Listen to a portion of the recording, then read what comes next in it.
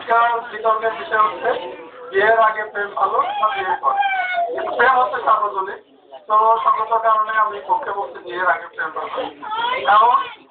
পড়ালেখার সাথে যখন আমাদের কোনো দিকে তাকানোর কোনো সুযোগ থাকে না, তখন যদি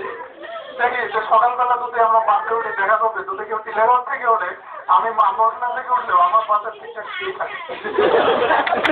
তারপরে দেখেন আমরা যখন ক্লাবের সংগঠনের ক্লাস শেষ হয় ছাত্র জীবনে দেখতেন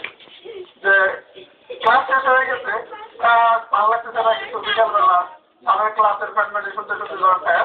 তখন দেখা যায় কেউ না কেউ একজন অপেক্ষা করতেছে সেই তিনটা থেকে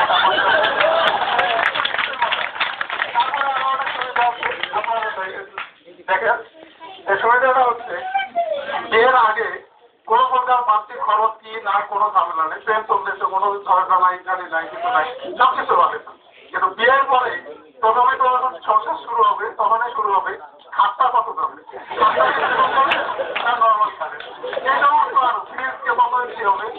টিভি কালার টিভি না আমাদের এইটা লাগবে, ঝগড়া থাকবে, তারপরে টাকা পয়সার ব্যাপার আছে, এখানে প্রেমের ব্যাপার হয়তো সেই প্রেমটা কিছুদিন 2 বছর বা 3 বছর থাকে, এরপরে যদি বাচ্চা কাচ্চা হয় তো প্রেমটা ডাইভার্ট হয়ে যায়, বাচ্চা কাচ্চা থাকে না, সমস্যা যদিও থাকে খুব সামনে।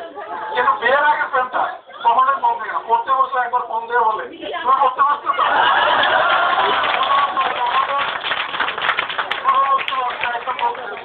আর সম্মানিত বাবা ডাক্তার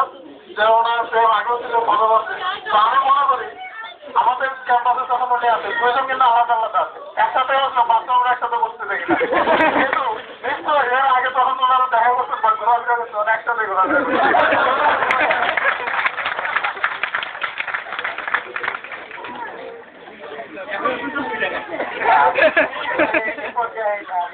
আমি